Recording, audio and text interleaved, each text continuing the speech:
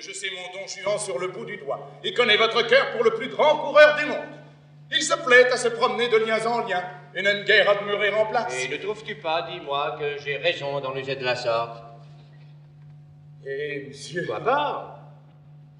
Assurément que vous avez raison. Puisque vous le voulez, on ne peut aller là contre. Mais si vous ne le vouliez pas, ce serait peut-être une autre affaire. Eh bien, je te donne la liberté de parler et de me dire tes sentiments. En ce cas, monsieur, je vous avouerai franchement que je n'approuve point votre méthode et que je trouve fort vilain d'aimer de tous côtés, comme vous faites. Quoi, tu veux qu'on se dise à demeurer au premier objet qui nous prend?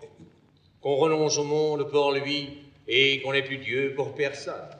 La belle chose de vouloir se piquer dans un faux honneur d'être fidèle, de s'ensevelir pour toujours dans une passion et d'être mort dès sa jeunesse à toutes les autres beautés qui nous peuvent frapper les yeux. Non, non, la constance n'est bonne que pour des ridicules. Toutes les belles ont droit de nous charmer. Et l'avantage d'être rencontré la première ne doit point dérober aux autres les justes prétentions qu'elles ont toutes sur nos cœurs.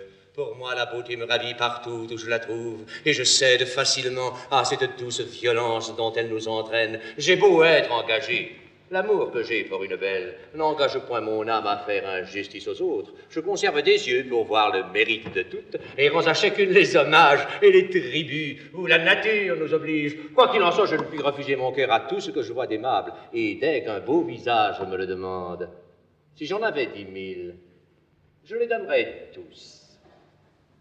Les inclinations naissantes, après tout, ont des charmes inexplicables, et tout le plaisir de l'amour est dans le changement.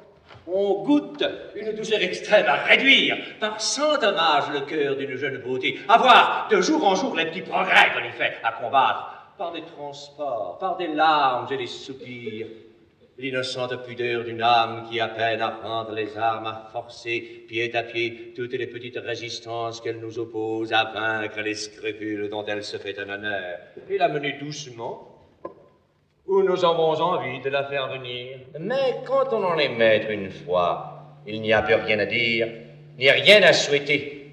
Tout le beau de la passion est fini, et nous nous endormons dans la tranquillité d'un tel amour si quelque objet nouveau ne vient réveiller nos désirs et présenter à notre cœur les charmes attrayants d'une conquête à faire. Enfin, il n'est rien de si doux que de triompher de la résistance d'une belle personne.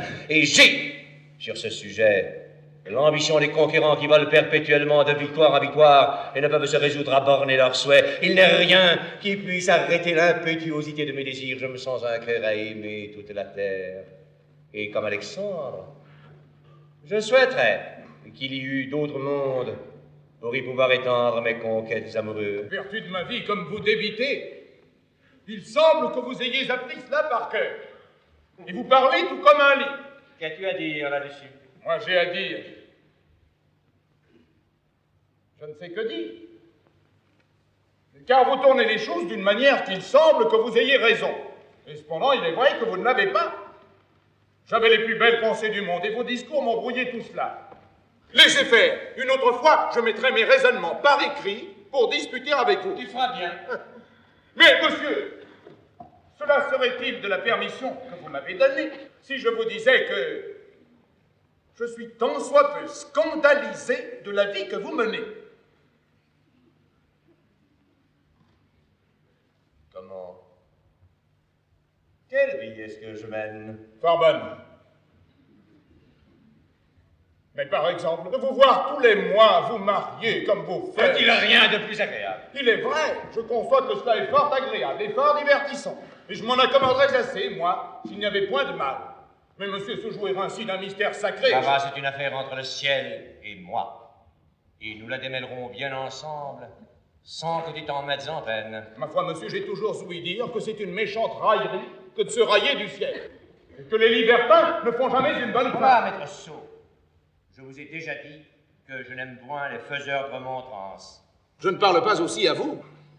Dieu m'en garde. Vous savez ce que vous faites, vous. Et si vous ne croyez rien, vous avez vos raisons. Mais il y a dans le monde de certains petits impertinents qui sont libertins sans savoir pourquoi. Qui font les esprits forts parce qu'ils trouvent que cela leur sied bien. Nous espérons que vous avez apprécié cet aperçu.